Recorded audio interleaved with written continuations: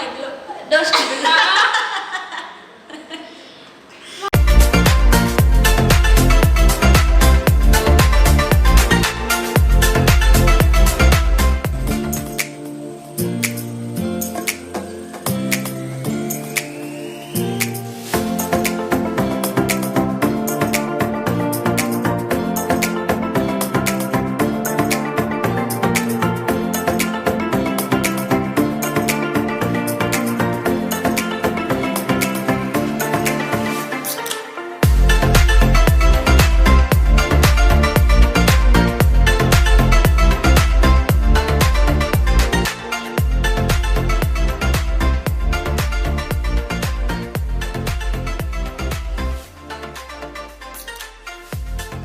So hi guys, welcome to part 2 of Let's Talk About Sex with us Forever Young 254.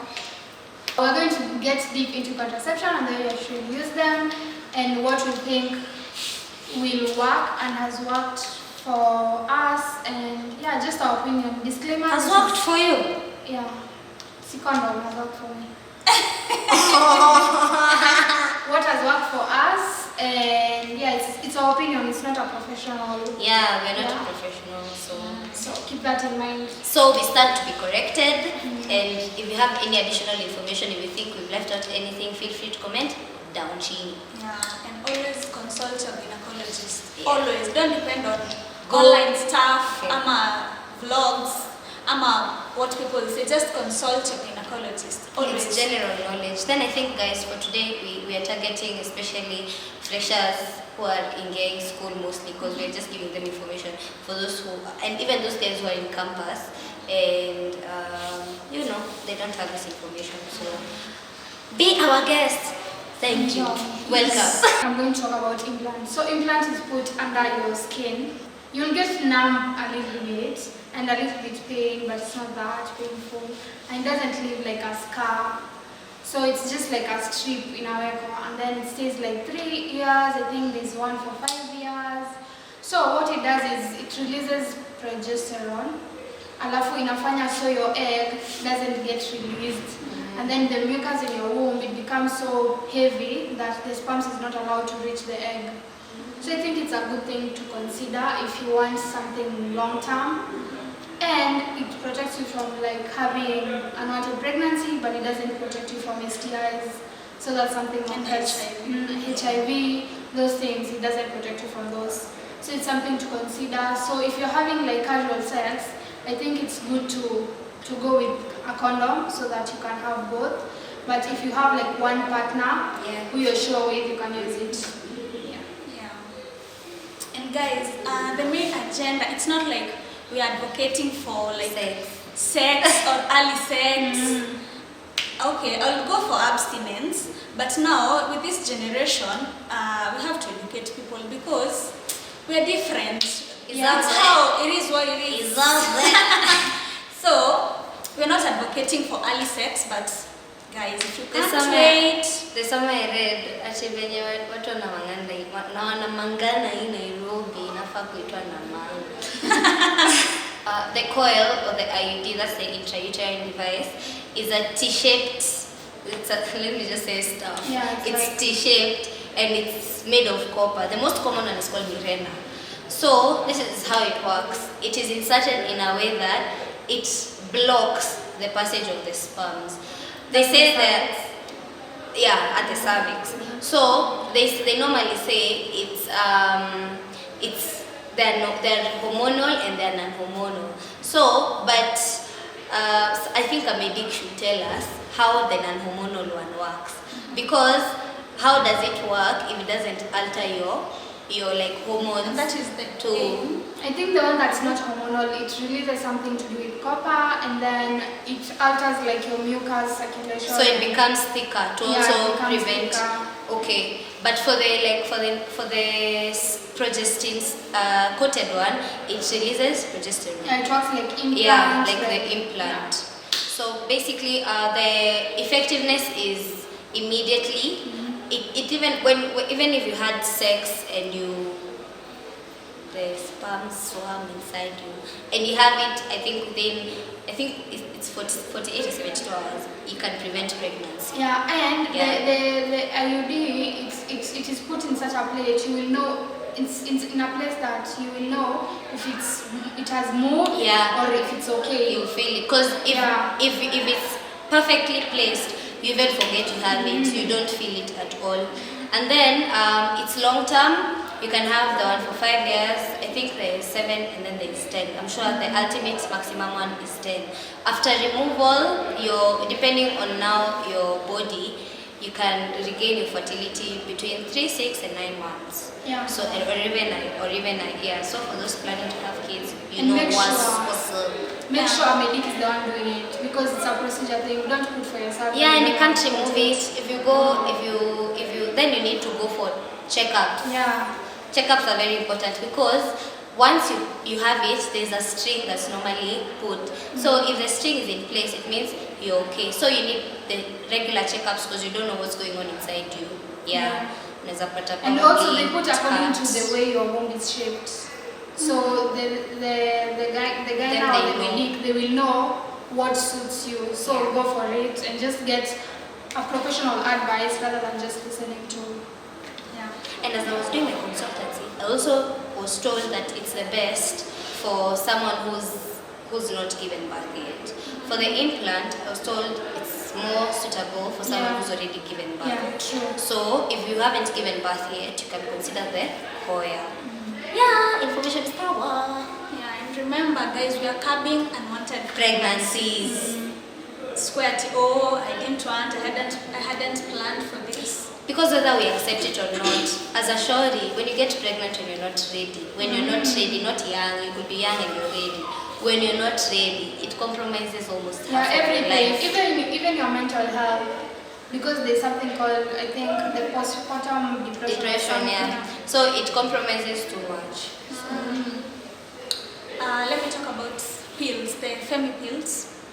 And these are pills that you take on a daily, on a daily basis.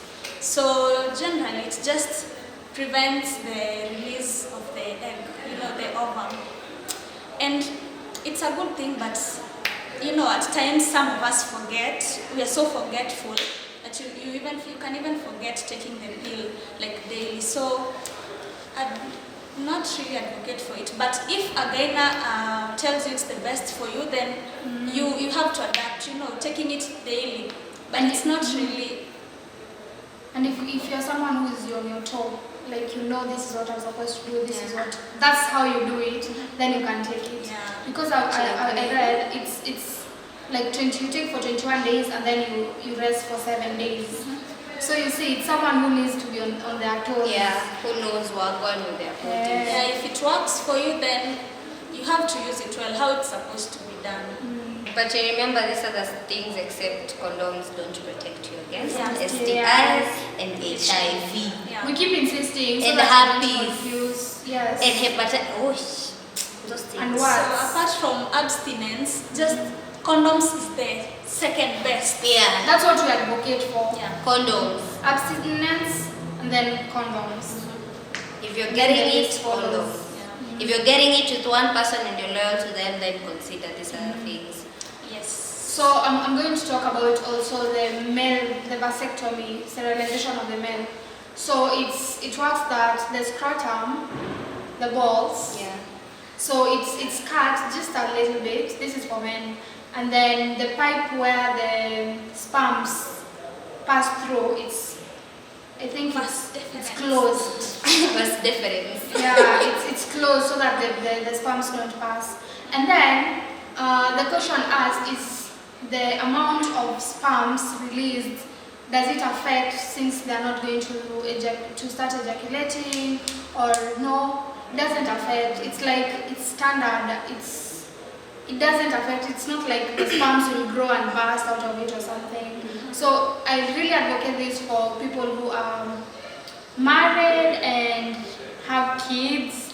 But if you also are sure you don't want kids in future, then you can go for it, because it's really hard to reverse the process so that you can conceive. Yeah. So you have to be sure what you're doing.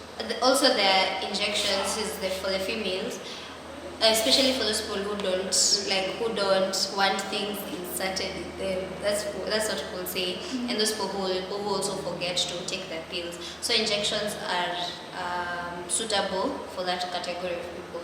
And again, guys, with this family planning, contraceptive methods, there are chances, what works for you is not what works for me, or maybe the gynecologist can say the injection works for you, but still there are chances that you can get pregnant.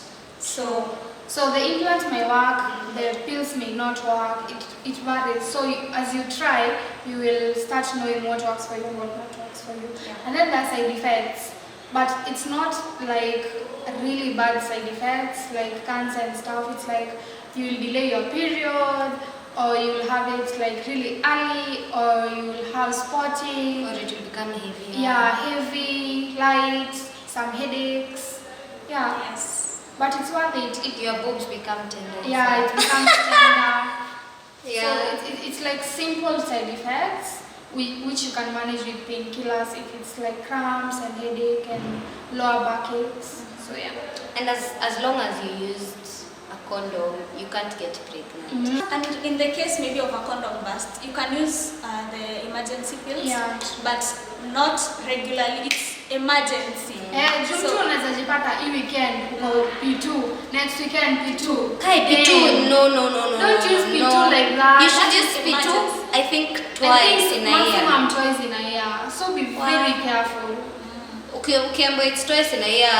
Imagine the It's twice. concentration of those hormones that they don't want it to be too much in your body. Yeah. Think about your body like kitu yenye probably is susceptible or fragile. That Yeah. ikikuwa na too much of P2, it's gonna burst. Think of it like that. And you wanna get kids in your older age or later in life. You want to have a good marriage. These things really mess up life afterwards, but people don't take keen note of it. We hope we have educated you, because we're also learning. We're also like you. We had to do research. Yes, we have knowledge. There's information, like I said in the previous video, there's information everywhere. And even the Bible says, my people perish due to lack of knowledge. Yeah. So guys, I hope you learn. And in case of anything, just comment down below. Yeah, let us know what you feel, let us know what you think about our videos, what you think, the questions you have, the answers you have, we might miss on something. Yeah, just be positive. We are everyoung3_254 on Instagram and everyoung on Facebook. How about you have yourselves a wonderful time and Yes. see you on the next video. And enjoy. Peace! We love you! And then